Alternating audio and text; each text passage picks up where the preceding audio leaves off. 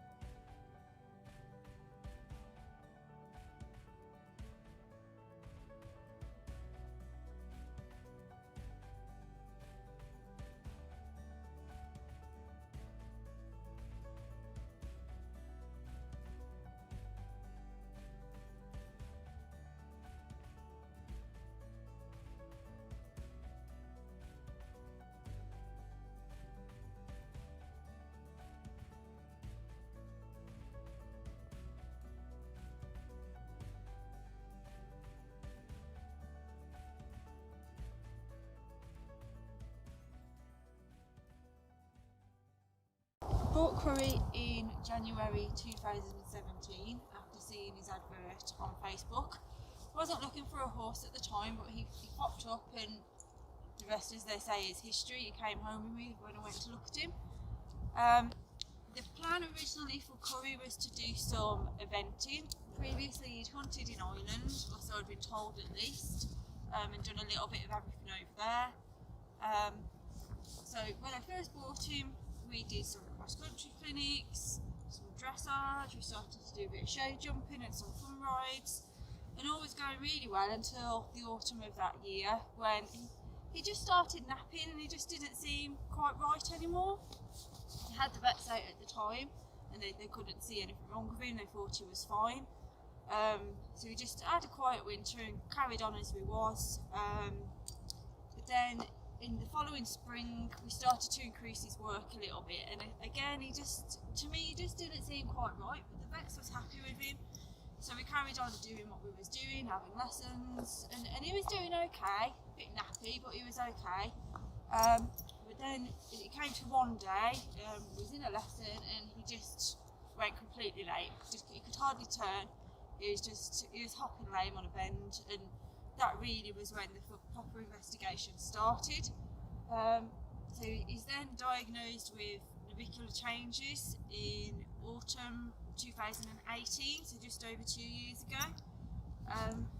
To begin with, he had remedial shoes, steroid injections into the navicular bursa, and osmos injections. Now, over the last 2 years, he's had a variety of different shoes, which have done him well up until now. He'd actually been back in normal shoes for the last 6 months or so, and he was doing really, really well. Then about 4 weeks ago, in one of my lessons, he just went lame again. It hadn't really come on gradually, or there's no real telltale signs, he was just lame. So we had the vets out again, and they said, yeah, probably it's a navicular, let's try remedial shoeing again. If that doesn't work, then osmos injections. This really is how I've got to where we are now, and starting to think about looking at barefoot.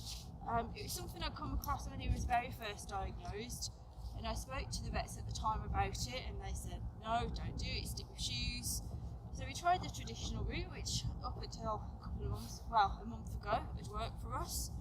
But now he's gone lame again, I feel like now is the time to try barefoot. And I did always say at the time when he was first diagnosed that, if he went lame again, or if what the vet says didn't work, we'd try this route, which has led us to where we are now. Finding it quite difficult to make that decision to take him barefoot, because there isn't really much support. The vets have said not to. I don't really know anyone else who's in a similar situation and has got a barefoot horse in consistent work. And it's just a bit overwhelming. I've joined a few Facebook groups and they've got lots and lots of information from there about diet and boots and the general kind of process, but as with anything, the more you learn, the more questions there are, and we really could just do with some guidance and advice on where to start. So He's got shoes on at the moment, normal shoes with wedges, which he's due the farrier again in about 2 weeks' time. So really I need to make a decision about what we're going to do before then, so as we decide whether he has some other different shoes to see if they help, or take his shoes off, just bite the bullet and go from there. So this competition really couldn't have come at a better time. It'd be just the perfect help really for where we are and what we need, and hopefully it will just give us that guidance that we need to get through it, and especially through the first couple of months with any issues or anything we might come across. So I first heard about your and Buddy's journey when Curry was first diagnosed, because strangely enough, one of the first things that did come up for navicular rehab was actually barefoot. Although it's not the traditional route, it does seem fairly popular, although it seems to be for people that have tried everything else and failed. Whereas really I don't want to get to that point where we've tried every type of shoe available and every injection and loads more scans and things, because at the end of the day we're still just going to end up with the same result. With a lame horse, it's not going to get better. Curry is quite an active horse. You don't know whether you can see on the video, but he's covered in mud, and he still likes to play. He tries to get his friends to run around with him, and it'd be great to get him into some sort of work. His favourite thing is just hacking and fun rides, but if we could even get to like some just low level dressage again, or just anything really, it'd be a bonus. So Buddy's journey really has been an inspiration, and it gives me hope that we might be able to get him back into some consistent form of work and possibly even compete again. And it's really, we just want him to be a normal horse, just doing everything he can. He's only 11, so it's a shame to turn him away as a field ornament. He's got a long life ahead of him yet, hopefully. So we just want to do our best for him and try and get him back to good health. So thank you for watching our video, and if you have any more questions, please feel free to get in touch. Thank you. Hello again. Just watched the video back, and I just wanted to add in a little bit about why I don't really want to send Curry away for rehab.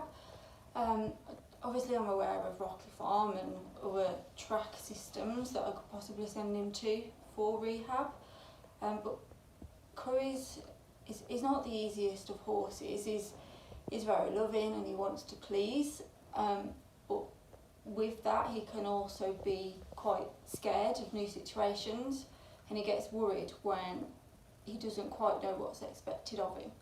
So I'd be a little bit concerned to send him away to somewhere like Rockley, because I think it'd probably take him 3 months to settle into his new routine and get used to the new people that he's dealing with, and just understand what's expected of him, because he's very clever, and he would never do anything to hurt you, but he really needs people that have got the time and the patience to understand him.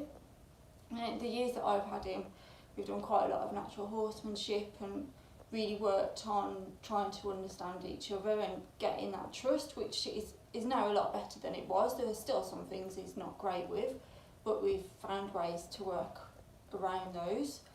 So I keep him on a livery yard where he's turned out into a big field, as you'll have seen in the video.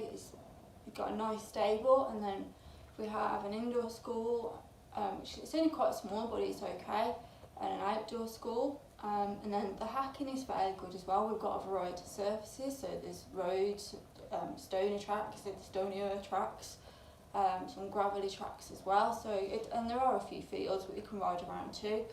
So we have got the facilities, I think, that we would need to transition him to barefoot.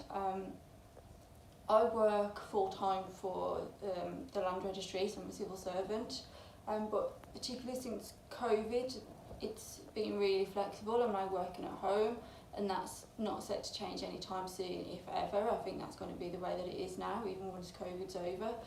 So I've got the flexibility and the time that he needs, that I can put into him, and I'm looking forward to actually taking him on walks in hand and trying to get his feet going and try and get them in as they should be, so that he's able to hopefully rehab himself and get back into work.